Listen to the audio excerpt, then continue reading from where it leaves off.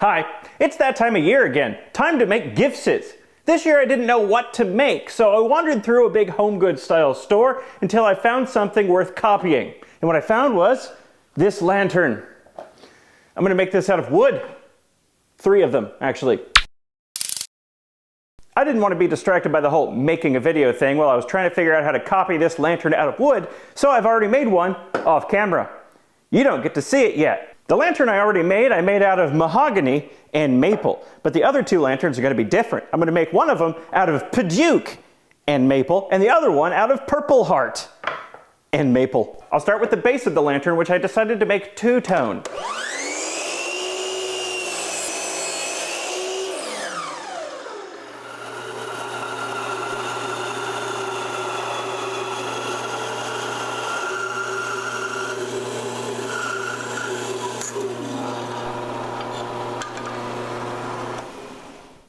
If you're wondering why I glued both of these to the same piece of maple, it's so the board will be long enough to fit through the planer. If they were by themselves, they wouldn't be long enough.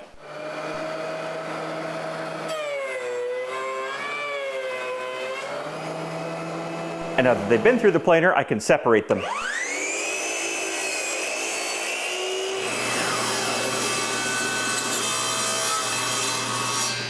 I've made a whoopsie. This base came out fine.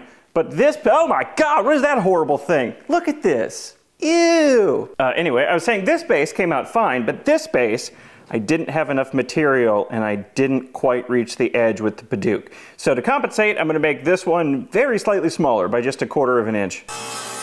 And now the padauk is smaller than the purple heart. Unfortunately, this means I'll have to make some very slight modifications downstream to compensate for this smaller base.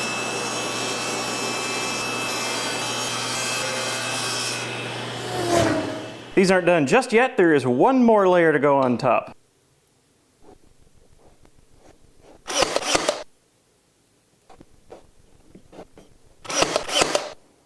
That's most of the base. Now for these bits.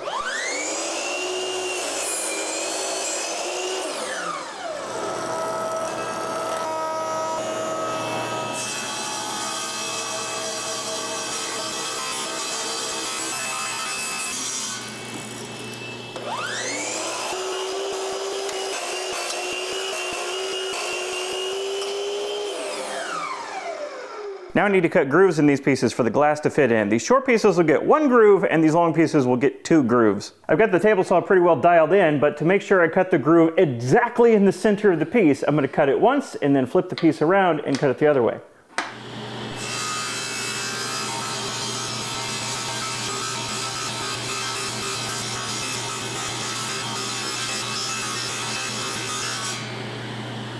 These pieces are going to go together a little something like this with the glass in the middle. Right now, all of these pieces are the same width. I don't want that to be the case. I want these shorter pieces to be a little bit narrower to create a little bit of a reveal here and not fit flush with these other pieces. One, to be more aesthetically pleasing, but also to hide gaps. So I'm going to shave about 1/10 of an inch off of pieces like this, and it'll be a good opportunity to remove burning like on this piece.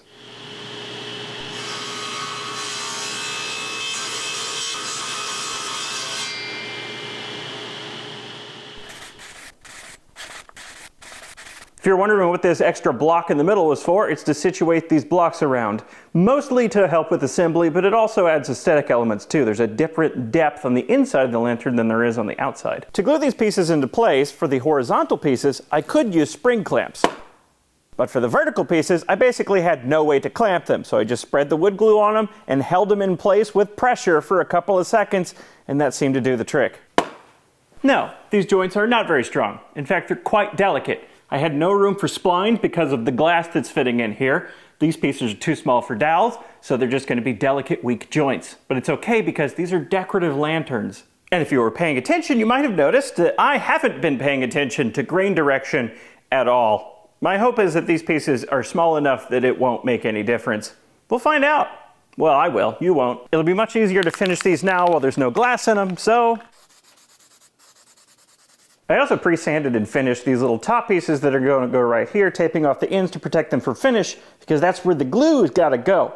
But first, I got to cut the glass to go in here. Cutting glass by hand with one of these little scoring wheels, or even one of these tile scoring things here that does it in a nice straight line, is a pain in the butt. So I had an idea that I thought was extremely clever. I have a table saw, it already has a fence. Why don't I use it to score the glass? So I went out and bought the cheapest 10-inch tile cutting blade that I could find. It's one of these diamond rimmed things, and I stuck it in the table saw, put it in a 45-degree angle, and with it at this height, it is just barely sticking proud of the surface, and it's only the corner of the blade. With this, I can just set up the fence, run the glass over it, have a nice straight score line, snap the glass, and Bob's your ante. The only problem is, it doesn't work. Let me demonstrate. Is this tempered? Oh yeah, that was tempered glass all right. Here's the hand scored line on not tempered glass this time. And here's the side I scored on the table saw. I must not understand how glass scoring works, because the line that I etched with a little tiny wheel by hand came out perfectly straight except for one little sliver on the end and followed the score line almost exactly, while the line I cut on the table saw with a diamond cutting blade, the score line that went much deeper into the glass than the little hand wheel thing, is a jagged, awful mess that barely followed the line at all. And since I know someone's going to ask, why don't you just cut through the glass since you have a diamond glass cutting blade? I immediately broke the glass. So I guess I'll cut the glass by hand and just stop complaining about it. I'm surprised this didn't work. I don't understand.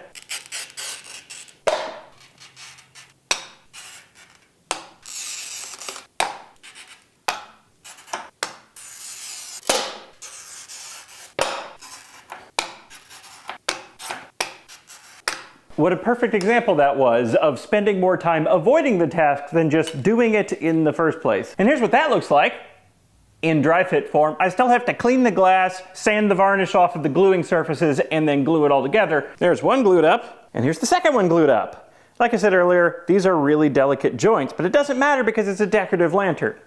Although, now that it's assembled, I see that I very easily could have put a tenon on these pieces to fit into this empty groove on these pieces.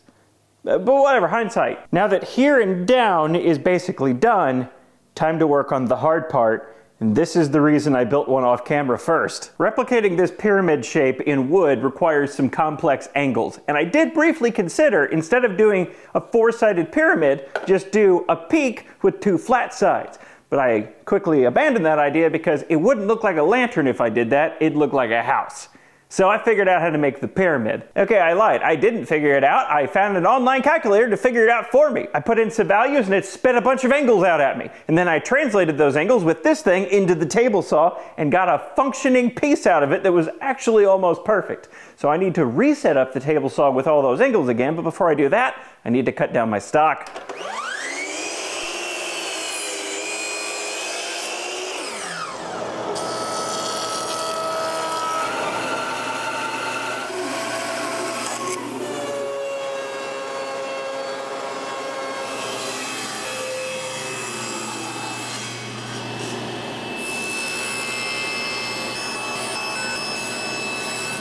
The angles on this basswood sample piece are spot on, so time to move on to the real thing out of maple.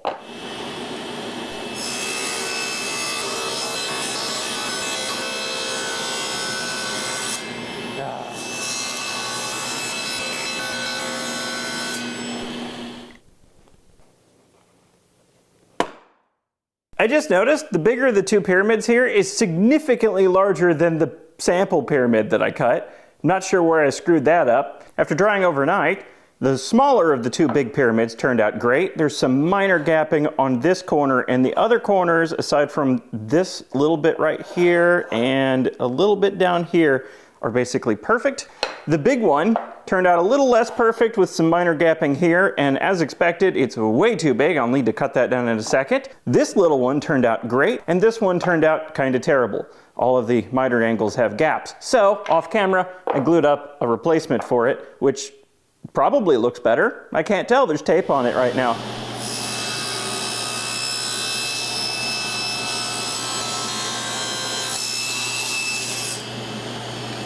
Now to make the little block connector piece that connects these two. And to make this part easier, I made these angles slope in at 45 degrees for simplicity.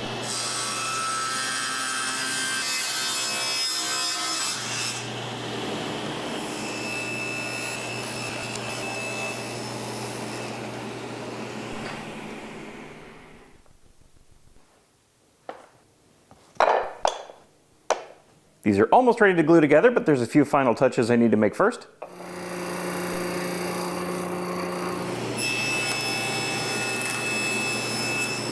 And this little piece I just cut goes on the underside of the lids to cap off the bottom. Now to glue everything together and let that dry overnight. They're done!